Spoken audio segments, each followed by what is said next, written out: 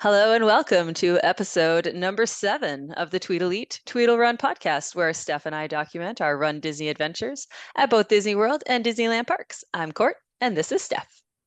Hello. And as always, you can interact with us on Instagram at TweedleEatTweedleRun or reach out to us by email at tweedleeattweedlerun@gmail.com.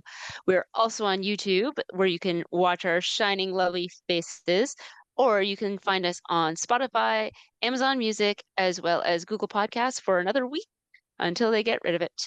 Uh, but you could also, if you like and see what you see, you could like that like button and subscribe to us as I stumble all over that little catchphrase. On today's episode, we are going to share with you a little bit about how we train and prepare for the ridiculousness that is these Disney races. So we're going to talk a little bit about some of the prep we just did this past weekend on both of our ends. Court was playing a lot of Ultimate, and I decided to sign up for a real race and break all my normal rules. Non-Disney races, yes. So Steph and I obviously are training and staying fit for the races that we have coming up. And this past weekend, we both had quite a bit of fitness. I know me personally, my body was pretty tired by the end of the weekend. So yeah, maybe why don't we start with you, Steph? You can maybe talk about what you did this past weekend in terms of training, and then I can walk through my weekend, and then we can just talk about some of the things that we do to take care of these aging bodies of ours, our Aging 40, bodies of ours. 40 plus year old bodies that they Hey man, definitely seem to fall apart faster than they used I to. still have a few months to go. You I'm are in not your quite 40th there year, yet. Steph. Enough. I'm not quite there. Yeah, so in terms of training, what people should know about me is I am a creature of habit and I run a lot. And why do I run a lot? Because I like to do it, I guess, and I like to eat a lot of food. So I will run a lot so that I can eat a lot of food. But because I run a lot, and when I say a lot, that's like 50 kilometers a week, I would say on average is my normal week. I decided this past weekend, after running a couple of the Run Disney races and doing them at what I thought was a decent clip and still stopping for things, I decided what would happen if I actually trained a little bit harder to increase my speed and maybe pay to enter some local races and see what I can do. So this past weekend was the Run Waterloo Classic 10K, and that's their big sort of monogram race. But as what a lot of places are doing now, they're tacking on other races to it. So I think they've done this for a few years. I feel terrible that I don't know exactly how many years, but they run a race called the Big Dipper. So on Saturday, I actually ran 5 kilometers at 6 p.m. And then the following morning on Sunday at 8:30, I ran 10. So very Disney-esque, a lot less than 24 hours in between Yeah, the I was gonna two. say less time between the races. Also, Yes. not quite the early wake ups that we had to do for the Disney races. The No. Sunday morning was still, I'm sure, like a little bit of an early morning, but not quite the 3 a.m. wake up. No. Nothing even close to that. And these races presented their own challenges for me. So I typically run in a normal week 5 to 10K a day. Like that's just kind of like my normal go-to thing. Um, I don't usually do it at 6 o'clock at night. So the 5K race on Saturday at 6 was a challenge. To add to that challenge, I also went to Taco Fest the night before, where I ate an unlimited amount of tacos and drank many alcoholic beverages. And then proceeded to spend pretty much all of Saturday lounging by the pool at my brother and sister-in-law's for Father's Day. I did not consume any more alcohol this day, but I probably did not eat the best. Oh, and I also did a warm-up 3K run Saturday morning just for the fun Why of it, I not? suppose. Just for fun. Yeah. Yeah, That I don't even know why that I was did. so good of you, Steph, to not drink the day of your race, only the night before. Only the night before. So by the time the 6 o'clock race rolled around, I had spent all afternoon thinking like, feel like I should be doing nothing, but I also feel like if I do nothing, that's also not good. So by the time the 5K race came, I'm like, all right, we're just gonna do this and see what happens. I apparently was very excited and I went very fast at the end. And I think my first kilometer was under like 4.5 minutes or something ridiculous like that, which for me is pretty fast considering my average kilometer pace is like 5:15 to 5:20 these days.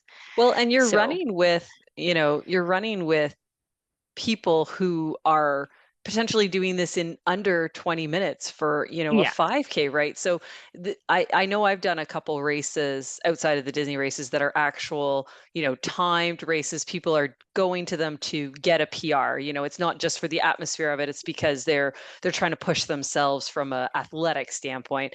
And yeah, when you start out, you're with all these people who yeah. that they are running fast, and it's hard because you just get swept up in that pace and you get a kilometer in and go, well, my heart is going to explode if I keep running at this pace. Well, and see, I had that feeling for definitely the first kilometer and a half, and then was like, I just might die. So I need to try to slow myself down. So I did, and I still was going like well under 5 minutes a kilometer at this point, I think, when I was checking my watch. Um, so I ended up just doing the race the whole time thinking, this is not a Disney race. It is so boring.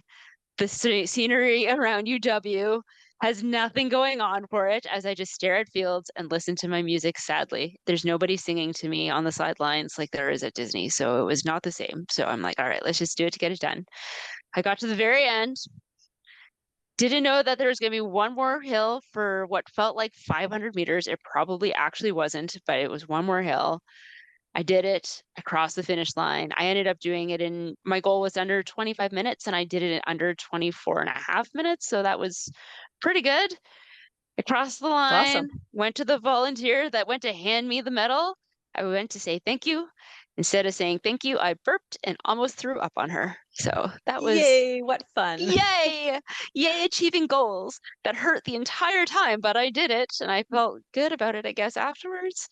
So then as a result of that, I then went back to my brother-in-law and sister-in-law's house where they were in the process of making dinner. Because keep in mind, this race was at 6 o'clock, which is like normal dinner time. They did have pizza and things like that at the race. I did not want to eat anything at that point in time. I just You like probably piled felt so myself. nauseous from, Oh yeah, no, it pushing was it. Yeah. it was terrible. So I got in the car, drove back to their house, sat in the car for a while until my very intoxicated husband came and retrieved me from the car and brought me inside and was like, "Everything okay?" And everybody's like, "We haven't made your burger yet." And I looked, I was like, no, nope, nope, don't want it right now. I will want it eventually, but definitely not right now. So I did recover. I did feel better. I did eat and feel better. Slept pretty well that night to get up and do it again the next morning at 8:30 to do the 10K. Now, I had originally thought, oh, if I go in with a goal of running a sub 25 5K, why not run a sub 50 10K? Less That's than, a yeah, that's a little more ambitious there, Steph. yeah.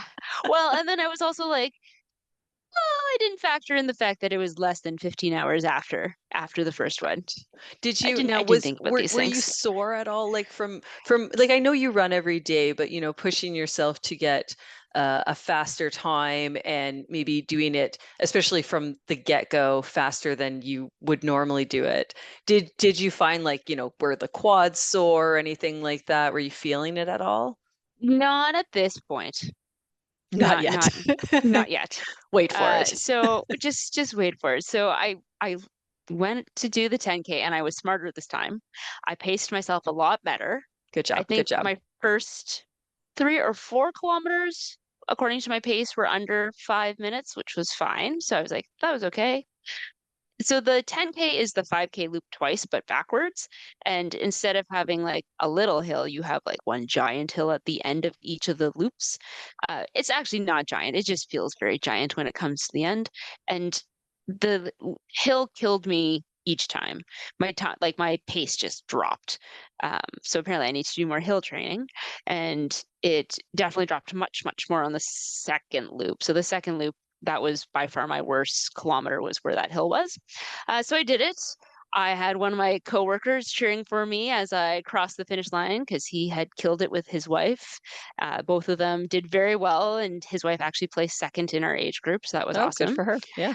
Yeah. I finished with a time of 51 and change, which was pretty Not good. It didn't bad. make it sub Yeah. 50, but it was like I was trying to push it at the end. There was a girl who she and I were like kind of going back and forth for like the last kilometer, passing each other like over and over, and I was ahead of her, and all of a sudden this like streak went right by me, and it was this girl. She just like found some extra kick that I was like, nope, nope, nope, nope. I There is no definitely more don't have kick in that. these legs. Yeah. There is no more kick. I was like trying to will myself to go faster. It's just like move, little running sticks, move, go, go, go. And no, but I still did okay. And like I was still happy with what I got. I didn't feel like I was going to throw up at the end, so that was also like a bonus.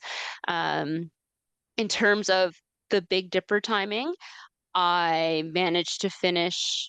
What did I finish? Second in my age category, eighth out of the women, and 24th overall. So that was pretty good. It's awesome. Um, yeah. Now, the magic question, did I hurt? Yes. Yes. You betcha. Uh, It didn't happen right away. Like I would say it took me probably good hour. And I didn't sit or anything right away. I actually walked around with my coworker for like a while. And it wasn't until like later on in that day, like I don't usually have issues with tight IT bands, and I do now. Since Sunday, my IT bands have been tight. They were tight yesterday. I ran yesterday. I ran today. I worked out last night. I'm sore also from my workout last night because my trainer decided to kill me. Um, but otherwise, I'm not bad. But at the well, time, yes, I good. was I was sore. Yeah. Yeah. And I do find, I don't know if you find this, but when I'm sore from doing a long run or a workout or whatever, as much as my brain wants to do nothing and sit there, I know that that will make it worse. Like, if Oh I'm yeah. not, if I'm sore from doing the workout, no, and we'll talk about this, as we get more into this episode, but there's a difference for sure between being sore and like being injured, right? And really getting a better sense for understanding, like, hey, I know I'm sore, but like if I move for me personally, it's like I'm actually going to feel better the next day because I did sort of like stretch out those muscles that Exactly. are feeling really tight. Yeah, and really, as a runner, I should be doing a rest day, like kind of crazy that I do run every day, but what I do is I just run slower on day 7, I guess. Yeah, you just sort of take like an easy run. Yeah. And I do, and I've talked to a number of other people who, when they get really into whatever their workout is that they really enjoy, and and I think it's true that once the rest day becomes the hardest day, you sort of know that you've created a really good habit, right? Where it's like, Yeah. I know a rest day can help, or some manner of taking it a bit easier. So whether it's, yeah, taking an easier run, or maybe, hey, I went for like an easier bike ride today instead of whatever, a more intense workout. But you're still moving your body, but you can kind of take a foot off the gas, as it were. Exactly. Yeah. Well, So, congrats, Steph. Great thank you. results. But so overall, now compare your run, your races. I already know the answer, but compare your races to the Run Disney events. How do you feel they compare? So my original assumption as to why I've never done races until this past weekend, still correct. I feel really silly for spending as much money as I did to run the race. And I get like for things like this to have a cost, but like it's a loop that I could run anytime on my own. Yes, there's the thrill of racing against other people and that whole experience, but I don't need it to feel accomplished. Like I'm pretty happy when for me, honestly, I feel just as accomplished if I don't skip a day.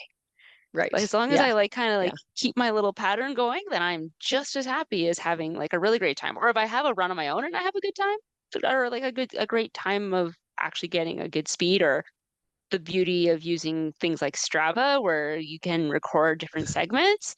Like And you if can I can you beat can go people on Strava, chasing, yeah, oh chasing yeah, segments and trying to get exactly. a better time on a particular segment of road and beat someone else For who's on Strava. exactly for somebody who I don't even know, just to be a Strava hunter to get my name on the list, I get just as big of a thrill as getting a good time. Like, because I went into these races knowing I would not win them. I know what the times are. I'm not an idiot. But just to know what I could do, yeah, I guess like to have that extra motivation is fun. But I also feel like I have some friends who are fast runners, and if I really wanted to, I could say, "Hey, be my pace bunny," and they Yeah, would probably yeah. take me out Push for a you. race. Yeah. Yeah, my So husband can take you out for a 5K I run if you know really want to it's have true. someone to If chase. if I really want to die, Yeah. Dan, Yeah, don't slow kill me. down. Slow Um, down. yeah, I will say, I think that's why people do these races, even the non-Disney races, but one Yes. is for something to work towards, right? And I think for yourself, you're in such a habit. And I think like me, I find the more I run, the more I want to run. Like I miss it, I Yeah. sort of crave it. Like it just Yep. becomes part of what you're doing, right? It's not oh, should I work out today? It's like, well, I am going to. It's just a matter of do I do it in the morning, midday, late, like, when can I fit it in? But it's Totally. happening. And it's Yeah. getting that normal habit in. But well, good results. Not quite the Disney races. I mean, obviously the Disney races are more about fun. Someone described to me this past weekend, and I thought it was very appropriate for this, that there's two levels of fun. I don't know if you've heard this. There's like level one fun, which is like actually fun, right? We all have a good time. Hooray. And then there's level two fun, which is actually not fun when you're doing it, Yeah. but it after the fact, it's like you have a great story to tell because you like, survived and you persisted and, maybe it brought you and someone, your group of friends together and, you all laugh about it after the fact. So it seems like it was fun, but in the moment, It it was was actually not. zero fun. It was zero fun. It was death. It Yeah. was like, do not throw up. Do not give up. Just keep going, which fine. Yes, I'm very proud of these accomplishments. But Yes. in that same vein, I did crazier, longer runs and survived multiple days at Disney and all the insanity of it, but had so much fun Yeah. during each and every moment of the pain of running. So Like, run Disney events are type one fun. and They're type just fun. two, because And a little type two. And yeah, these races were just really just type two. just type two. Good Okay. stories, good achievements. Yeah. Like, I don't know. I was kept waiting when especially this is so gonna sound so ridiculous. When I was rounding the bend for the 10K, when you round the bend for the last, I don't know, third of a mile for Run Disney, there's always that choir there singing for you. I And you did were three like, where's races my in a row. choir? I was like, where is my choir? But yes, there are lots of people cheering, but they are not the same as a gospel choir singing to you as you round the bend. I Like, know. that's And pretty singing you hard to like beat. Disney songs as you're coming around the Yeah. bend. And yeah, no, Yeah, it hits different, Steph. It it hits does. different. It definitely, I don't know. It's like something they do sprinkle magic pixie dust on you, and all of a sudden you're like, oh, I have this extra gear that there's these people who are going to take pictures of me as I jump over the finish line and get I know. awesome pictures. Yeah. Yeah, the photographers were just not as cool as the Disney photographers on this Waterloo Run event either. Mm. Oh well. Well, Well, you live did and it. learn. You achieved your goal in the 5K. Maybe we'll have to do another 10K to try and get that elusive Maybe 5 minutes a kilometer for a 10K. But otherwise, successful weekend. successful weekend. Good. All right, Court. Talk about how you broke your old body this weekend. Oh, my old body. So, Steph and I met playing Ultimate Frisbee, which I think we've mentioned before. And I had basically retired. I mean, the last time I really played, and when we say we played Ultimate Frisbee, like we played on touring teams that were competitive, and we went around Canada, US, international to tournaments, and played at nationals, and the whole thing. Peak of So at the peak of our careers, there were probably very few weekends where we could actually do things that weren't ultimate. yeah, yeah, because we were pretty much at ultimate tournaments or wherever they were, yeah, every weekend, every other weekend through the summer. Yeah. So I had sort of retired 2019. was just sort of like, I'm done. I've kind of done it, and I just didn't really have the motivation anymore. Got a lot more into running, like Steph. Both of us kind of moved to running instead of chasing after a plastic disc across a field. But then I was sort of missing it. So this year I did, my husband and I joined a mixed team. Now, the mixed team that we're on is a master's team, which is important to the story of this past weekend. So it's a master's team, which means that every person on our team, every woman on our team is at least 30, and every man on our team is at least 33. So that's important. So we played in this tournament this weekend, and ultimate tournaments are not like any other sport tournaments where you play a regular amount of games. This is Um, correct. and actually, you'll be surprised, Steph, because I actually over the weekend only played in 6 games, which I'm Oh, sure most people think that that sounds like a lot, but actually for an ultimate tournament, that's low because usually you would play in 7 or 8, or sometimes even more, which are the most ridiculous is schedules. ridiculous. But we're talking about 6 games. These games were an hour and a half time slots. So you're playing an hour and a half. So it's 4.5 hours, two days in a row of like running around. And it's not just running, it's like sprinting. You're like sprinting down basically like a soccer pitch size of If there are field. any listeners out there who aren't familiar with Ultimate, just Google some Ultimate Frisbee highlights and you can Yeah, see people running and jumping and diving and you'll yeah. realize it's much more than just playing pass with a disc or So much playing running. fetch with your dog. There's a lot So of much running. running. And then the other part was the tournament that our team entered into was just a open tournament for any age group. So every team that we faced off against, Steph, the captains would come to us and say, okay, so this team is young and fast. Okay. Are we playing any slow old teams? No, just young and fast. Okay, great. Like there were definitely people I was chasing after on this field who were definitely half my age, like Yep. 20 years old, half my age, could be their mother, chasing them around. Could be their But mother and not even have it be creepy. no, yeah, be like totally legit. I'm an adult and had a baby. So, but it was good. The first day, the Saturday, our games were back to back, meaning that there's maybe about 10 minutes scheduled between each of our games.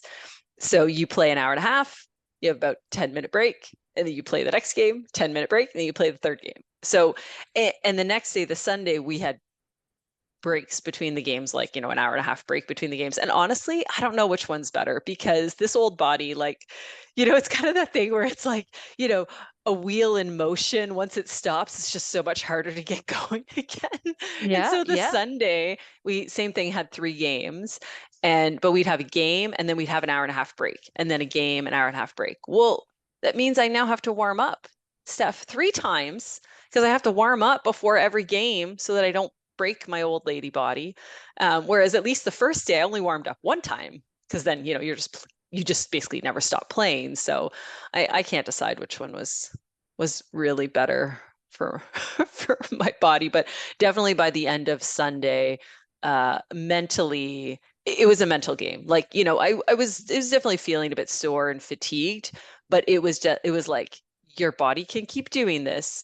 You just need to keep running. You don't get to quit. You just have to keep going. Other people are tired too, not just you.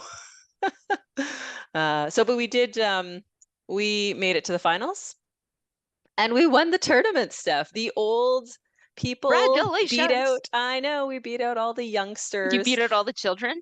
Oh, the children. Yes. I did not really think we were going to win the final. It went down to universe point, which means, so for the non-ultimate people, it's very exciting. It means that the game, each game is timed. So you either have to get to so many points or the time. And so we were at the hour and a half time limit for the game. So the horn goes indicating, time.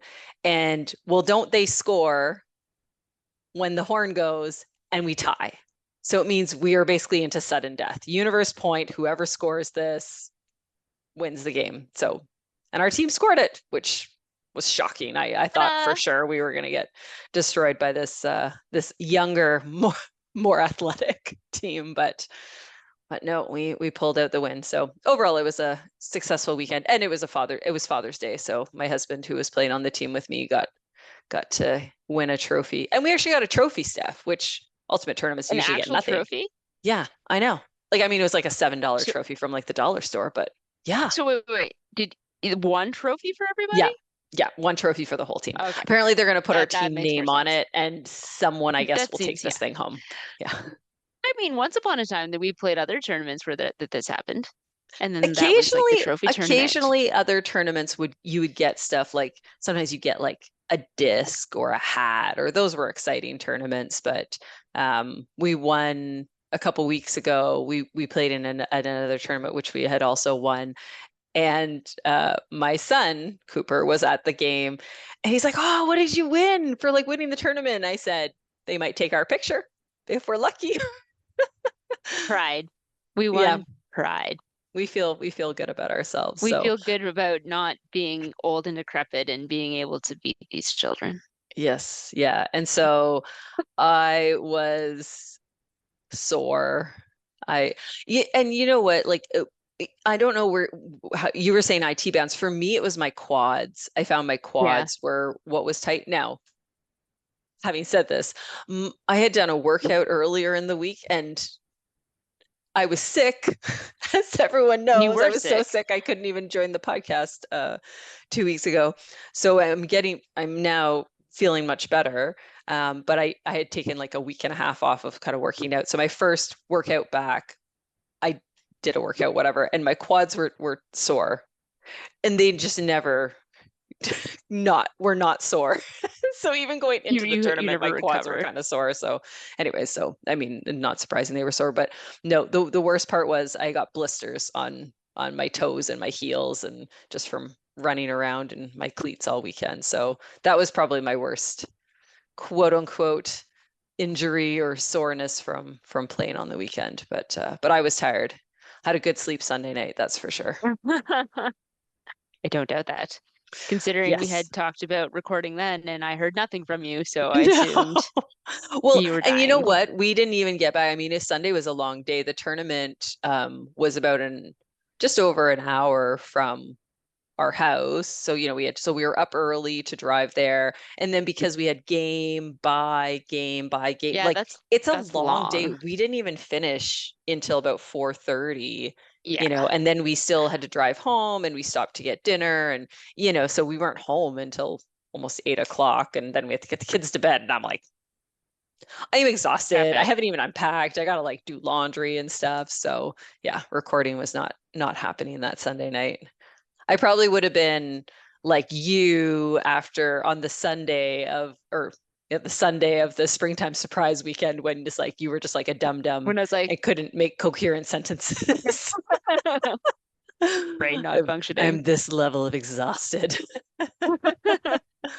Cannot power my brain as well as my body right now. I don't have the Yeah. you're depleted. But so and speaking of that stuff, like so I know you, I know we were talking about this before we started, that you're not great at this, but just in terms of how we manage, with our aging bodies and what we do to sort of make sure that we can keep moving, and what the prep is like for, and also recovery.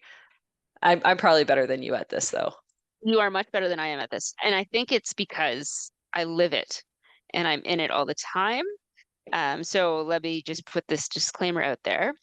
Most physiotherapists that you deal with are the worst when it comes to treating ourselves. Do as It's I just say, not as I do. 100% because anybody who comes to see me, if I was giving them advice on um, doing the kind of stuff that I've been doing, of course I would tell them to take a rest day. Of course I would say, yeah, come see me and I'll work on X, Y, and Z.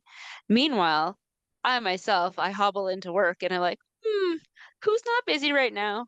Who could I ask to poke me right here? And of course, we're all slammed and no one can do anything. So then I Mhm. sadly go off into the corner and roll my own IT bands. So I do that at least, that it's like I have the equipment available to me and I will do it if I have to. But do I actually make an appointment and make a full legit effort to, put a little bit of work into recovery and bug one of my lovely coworkers who I'm sure would do something for me? No, Of course not. Of course nonsense. not.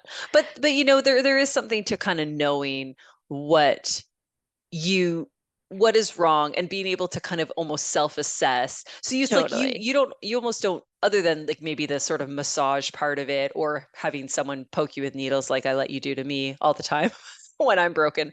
Other than that, you know, a lot of it is, well, you don't necessarily need a physio to say, hey, you need to roll this, you need to like Yeah. strengthen this. And but then you also are coming from a different place of knowing, hey, how do I prevent my body from breaking down? How do I prevent injury? Well, I know I need to strengthen my glutes if I don't want my hamstrings to hurt.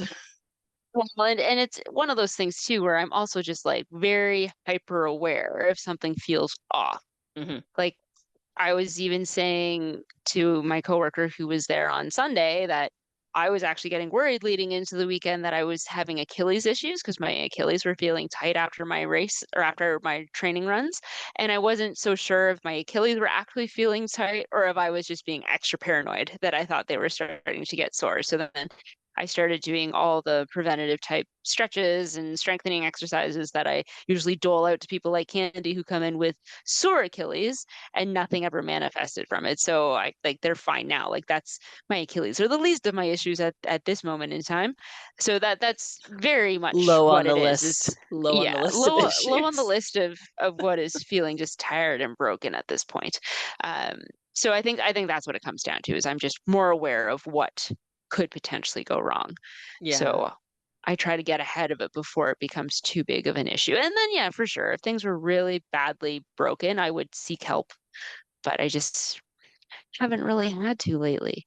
Which is great. You, Yeah. on the other I hand, I know I'm always broken, but you know, as we always say, I break easily, but I fix easily. you So, you do. know, You do it's fix it's easily. it's good that I seem to at least still be able to bounce back. I find for me, you know, playing ultimate, you know, when I go for runs, I don't necessarily, I'm not great at doing a warm up. I pretty much just head out and run, which, you know, is definitely not the best way to do it. But playing in an ultimate, especially a tournament, or even when I go to practice, you know, we as a team will do a pretty extensive warm up. You know, we're a masters team, meaning that we're all in this aging bodies era, and so that's good. I find that helps a lot too. Can we please To get that on a t-shirt? I'm in my aging body aging era. bodies era. Next trip, you make us Noted. some shirts. And then for me, a lot of it too is stretching afterwards. I'm much more diligent about stretching afterwards, even when I do a run where maybe I didn't do a good warm up. I will sit for at least 5, maybe 10 minutes and do stretches and, you know, make sure that I'm giving my body a little bit of self-care after I pummel it into the ground. After you beat it. Yeah. And say, And get up just again, body. trying to be like hydrating, I find obviously, you know, it's like it's the things that everybody talks about, but hydrating and actually getting rest, you know, getting good sleep at night and good hygiene sleep where, you know, you're kind of trying to go to bed roughly at, you know, similar times. Sure. I find helps me. I know you're not a big sleeper either, No, Steph. You I like was gonna sit, say yeah, Steph doesn't follow any of these rules because she is a weirdo. But for us normal people, normies. us normies, we get a full 8 hours of sleep, and that's great, and it helps the 8 hours of recovery. sleep. What is that? I know. I Uh, don't I don't yeah. know how you function. You know, the other thing that I have found is a big difference for me now compared to what I used to do when I was younger is when I first started playing Ultimate, I never really did weight training. And Mhm. I don't, it never even seemed like as big a thing when I was younger. And now it's getting much more attention as to how important it can be. But I find the weight training side of things is huge, right? Like just in terms of injury prevention, right? Because, you know, like I mentioned, like I used to have such hamstring issues all the time. I used to go see Steph. constantly because All the time. always had a hamstring issue here, and and Steph is to be like, it's your glutes aren't strong enough, and so then your hamstrings are trying to do the work, and they aren't big enough that they're not the muscle that's supposed to be doing it. It's supposed to be your glutes, and all this stuff. But so now with all the squats, I do all the squats, and with weights, and it makes a big difference, and It it's does. It really does. It's yeah, it's it's what saved my little tiny power muscle ball body. Oh my gosh, I can't talk. Is that I've always sort of weight trained and yeah. only more recently gone just like longer and further into cardio stuff. So that's what has made me stable and strong and able to do what I do, I guess, and power through what I power through. That's the only Yeah, way no, I can think about absolutely. it. Because I think, and a lot of the time, even if you look at running programs, a lot of them now have started mixing in where you might do 3 or 4 runs in a week, but then 2 or 3 days are weight training, right? And Yeah. anyways, I find for me it makes a big difference. Just both being able to do whatever the activity is, but then the recovery afterwards. I find like I'm not as sore because I've kind of had my muscles doing other things and making those muscles just stronger in general. So yeah, those are some of I'd say the big things that I try and do to to not Keep fall the apart. wheels turning. Yeah, still Yeah. it's not helping with the all the neck and back issues that I now have as a 40-year-old woman who sits at a desk all day as a I was job. going to So say that is your problem right now there. I have other things that are breaking that have nothing to do with my running. And if anything, I find the running helps because it just helps to keep things more loose and moving. And, sometimes that can help to just jostle things around a little bit. But yes, now I'm breaking for all different reasons that have nothing to do with the physical activity that I'm doing. And that's where it's the exact opposite. It's the physical inactivity, I sitting in the know. same spot all day long with poor Hmm. posture. Hmm. And so like, and I know you see that a lot, obviously. So you see me as well as lots of other people, but in terms of, when to go see a physio or, an RMT or just, some sort of professional, when you were saying there's that line and you have a good idea of when you've crossed that line, when you actually need to go and see someone, if you were to give advice, Steph, what's the sort of things that you should look for to know whether it's like, hey, I'm just sore or no, this might actually be an injury. So for sure, if you're doing some sort of activity, so we're part of the age category and I would say demographic of what you could classify as the weekend warrior. You go off on the weekend, you do some intense, crazy thing, and then you're sore afterwards. You should expect to be sore. If you're not sore, you probably didn't push yourself hard enough. Now, if you're sore longer than I would say 2 to 4 days and in very specific ways, or like really just intensely sore, then I would get it checked out. A lot of different places will have programs established where you could have something called an acute assessment, which means I hurt myself in the last 24 to 48 hours. This feels terrible. Can somebody check it out? If you fall into that category, then you could get in to see somebody like that. Usually, physio will assess for something like that. But if you have an issue that, you're just kind of something feels tight or it feels nagging and it doesn't seem to be going away and it's been, beyond that 4 or 5 days going into a week, then it doesn't hurt to see somebody to get them checked out or to go for a massage and see if it'll help kind of work out that naggingly tight muscle. It's often better to get these kinds of things addressed sooner rather than later. What a lot of people tend to do is they say like, "Oh, I hurt myself 2 months ago, and I just kept hoping it would go away. And in that time, I stopped doing X, Y, and Z, and it's still not better, and I don't know why." Then that's when it's a lot harder of an issue to address. Versus if you can like nip it in the bud in sort of the first 1 to 2 weeks, your prognosis are so much better, especially when there's like a clear mechanism of trauma. So, like in the example of you participated in a race, you got a personal best, and were dying afterwards, that would be an example of like, okay, you pushed your body kind of beyond the boundary. You should probably get it checked out. If it's a case of, and we all fall guilty of this, like if you're training and you slowly have like this nagging ache that gets worse and worse and worse and worse, if it's been getting worse and worse for like a week or two, I would get it checked out at that Yeah. point. I Does that also find for me, some of it too is like, is it is it one spot, right? You know, like my Yeah, calf muscle issue that I had before our exactly. springtime surprise, right? It's like there was very clearly one spot in my calf that was like, it kind of felt like this knot or this like angry bit, right? So whereas when I was talking about how my quads were sore, it's like my whole quad is sort of just like sore, right? You know, I can And do stuff and tight and it's yeah, exactly. And it's not you know, a sharp pain versus is it kind of just dull and like it's like the whole muscle just seems more fatigued versus yeah where there's more of that maybe acute pain or there's maybe one spot that hurts. I've had, you know, hip issues where it's like very sure. clearly one spot where it's like yeah I've aggravated it, you know, from maybe doing, well, the one time I did it was from running on a track where I'm like going in the same direction for 10 kilometers. That was a mistake.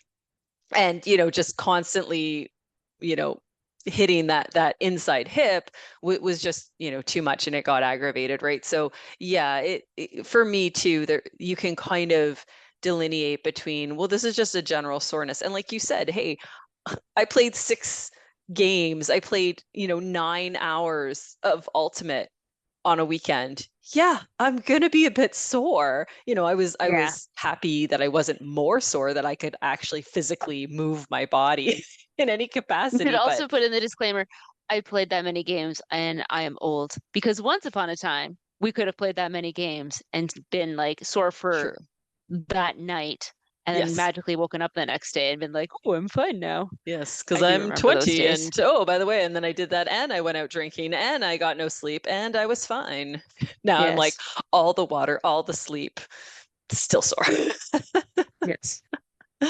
So, but anyways, yeah. So, you know, I think over the rest of the summer, you know, Steph will keep running. I'm still gonna play on this ultimate team, and we'll hopefully, more so me. I mean, Steph's unlikely to, knock on wood, get injured because you know she Mm, doesn't really roll that way. But hopefully, this will be the first Run Disney event where I won't be coming off of an injury, to do it would be the nice. Disneyland half or Disneyland Halloween half race weekend. So yeah, we'll see how it goes, and we'll maybe do another update episode later this summer on just how the training is going, since Mhm. this will be your first 5K, 10K, and half marathon Yes. weekend. Which is a little intimidating, I'm not gonna Yeah. lie. But But less really, I guess like intimidating than the marathon weekend, which is the yeah, 5K, 10K, half, and full well, marathon. and I think that's kind of what I keep prepping in my brain. That's really is like, oh, wait a minute, I'm gonna have to do like much, much more than this one. Yes. Yes. That's where I understand completely why they call it the dopey, because it is you are Yeah. pretty dopey to be doing Yeah. this. And I am fully prepared for you to be a serious dum-dum by that last day. And I'll just take you by the hand and walk you around places and feed you and maybe I make you have a nap. I feel like you're gonna need to get me a leash, like a harness, like pull me around the park. Pull you around on a harness. Yeah, excellent. So that I Steph, don't over lose here. you. Just This wander way. out in the crowd because you're Dumb dumb so brain. yeah, like delusional from your lack of sleep and too much exercise. Yeah. Anyways. All right. Well, until then, I guess I think that'll about wrap it up for this episode. So until next time. Weedle out.